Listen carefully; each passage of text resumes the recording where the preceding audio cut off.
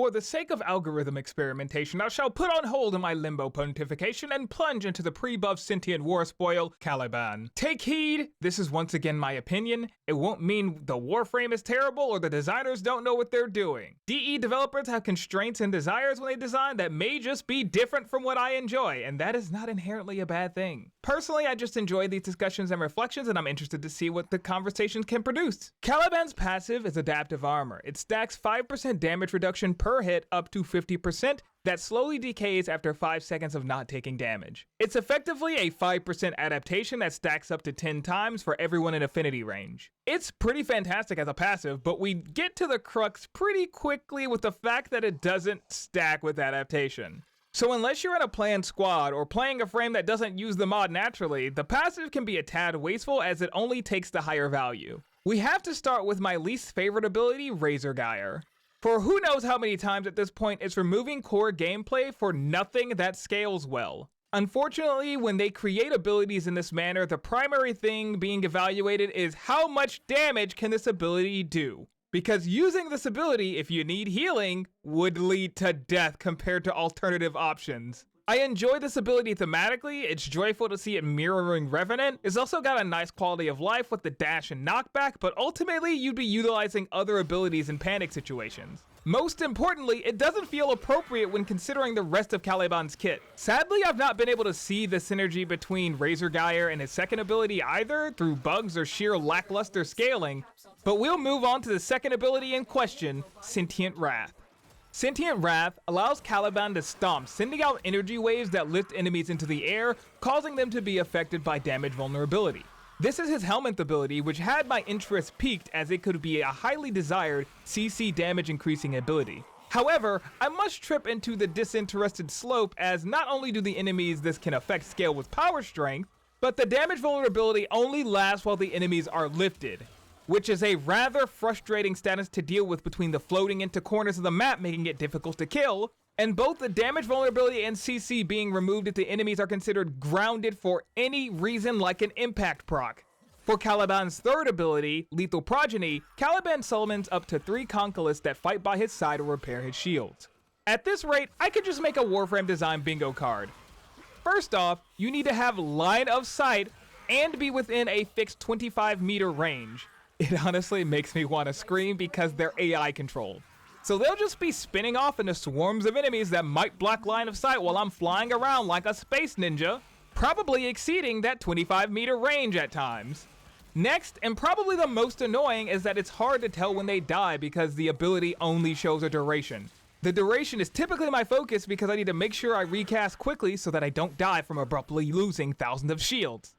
Fusion Strike, the fourth ability, expels 3 streams of energy that implode at the reticle, inflicting blast damage and violently pulls enemies within line of sight in 10 meters at base. It then leaves a field that permanently reduces enemy armor and shields for a duration. How long it takes to cast and how conflicting the blast proc felt with the pull are about all the critique I have for this ability.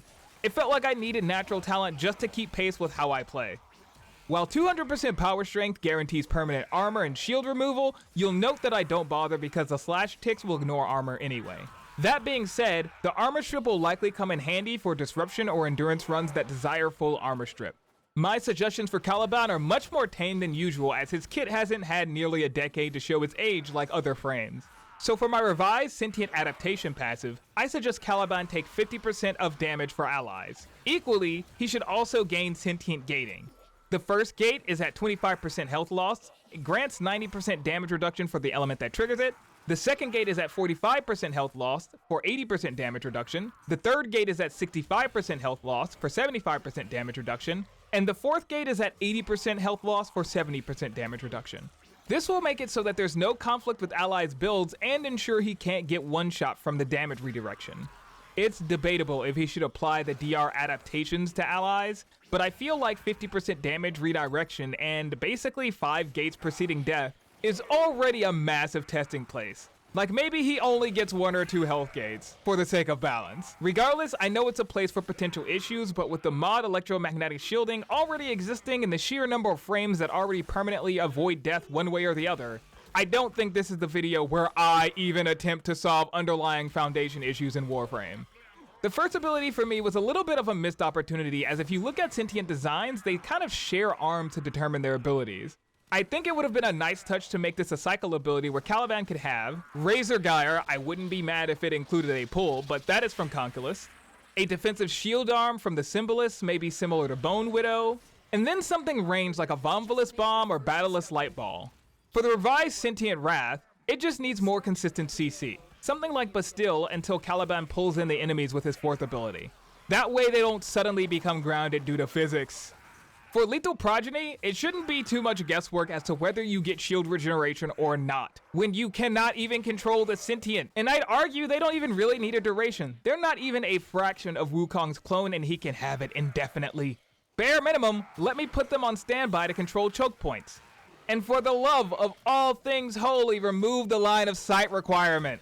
As annoying as it is to see enemies occasionally blasted away by the 4th ability, DE probably wouldn't go for it dealing adaptive damage. With these changes, Caliban's role should be more consistent and unique without potentially conflicting with allies' builds.